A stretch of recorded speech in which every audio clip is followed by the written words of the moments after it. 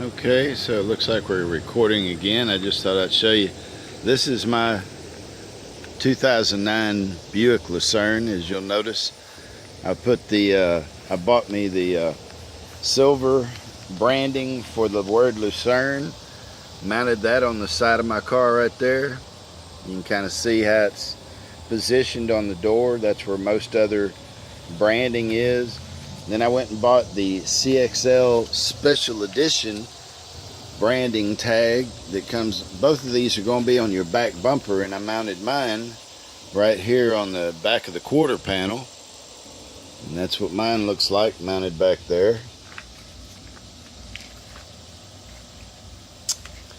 And then of course, just to show you where it comes from when you buy the car, or when it comes from the factory. Of course, that's how it's mounted down there on the trunk. So now we'll get back to the rear deck speaker mount on the back deck of the 2009 Buick Lucerne. This is after I've gotten the speakers put in. I bought a couple of MB Quart DK1 speakers, something like that, 169, something like that. But anyway, that's what they look like from the back outside. So now I'll take you around to the inside, open the door, show you how that goes. Oh, check this out.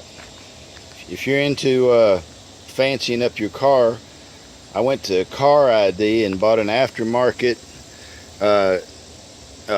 dash kit. And it comes with these inserts like that are factory matched to the strip that comes from the factory. And theirs matches from carid.com, matches exactly what the factory has. Now down here it's a little bit darker, so it looks darker. I'm trying to get on it so you can see the color matching. Maybe that helped a little bit. See, it looks a little more orange, a little more red there. It looks a little darker here, but trust me, in bright daylight you'll never know the difference. Check this out. I'll go ahead and show you the front real quick, just as a quickie as this whole video goes. There's what I did to the front door up here. There's the dash kit around your air vents. And that's what I did up on the dash in the front. And it goes around the surround around your radio, and the air vent on the dash matches all that. You can see that I put that around the air vent over there and the door. But anyway, back to the speaker replacement deal. They told you to take out the back seat, and as you can see here, my back seat has been removed. As you can see the gap there, I took out the back seat. This here is the rear decking, you know, where you have your emergency light. I'm sorry, I didn't mean to say emergency light. The what do you call it, the third light on your back deck, if you need to access that. As you can see, all the seat belt harnesses that go through the back deck, looks like it's only one, and all that extends down whenever you pull this decking down. So I put the seat back in so I can have a place to sit while I'm sitting in here working. So I'm sitting down on the back seat, and this is what our rear deck looks like from the inside. Those are supposed to be a number 7 hex head, so if you need a socket to go in that to help you get the job done, it's pretty easy to get in there. Here's the sides that we're going to take out to access this rear deck, and that's all you have to do. The rear decking, I'll show you that in a minute. I'll put that up to it, but that's how you get to the rear decking to access your speakers. These were attached to the quarter panel decorative cover here. Those slide right out to you. I'll show you that in just a second. Okay, now I'm on the other side of the car, and I'm going to show you how this rear decking and the quarter panel piece, decorative cover, matches up. So there's a little hole right there in the side. There was a cover on that. This cover looks just like that. The little tab goes inside of it there, and then it went right inside here. Maybe it went the other way, but you get the idea. That goes in there, and then your decorative cover will fit right on. But anyway, that's beside the point. You get the point that I'm getting at here. There. Now, does that make you happy? Now you can see the whole thing, and that's what that looks like. So that's the tab cover that you want to take off with a nice little flathead screwdriver. But what you're going to look for, why you can't just pull the decking out whenever you remove the two tabs in front. Let me get this up in there. Okay, so see, it goes up in there like that. All right, so see, there's a hole right here. That's where one of your little black tabs that will fit into the rear behind the seat headrest here. You're going to pull. You would have pulled this down to get to it. You pull them out. Well, once you get these two out, you know, and the one on the other side over there, once you get these out, you think you could just pull this out, but you can't. So as you can see, again, I'm kind of letting it slide down. You cannot pull it out because in this back decking, back there where the speaker is these slots right here.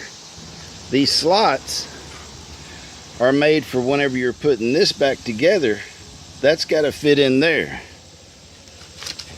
And that's how that holds that whole quarter panel piece together. And because of this groove right there and the way that goes together, that's why you do not want to just yank that decking out of the back without removing these quarter panel pieces that I'm showing you right now. So that's really about it. Yeah, you've got to remove those. That's how you get to it. The back seat does not have to come down. Like I said, but once you're getting in here,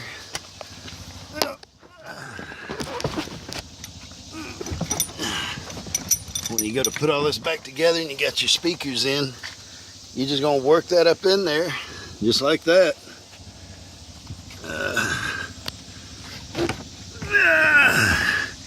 You want to be careful not to tear up anything.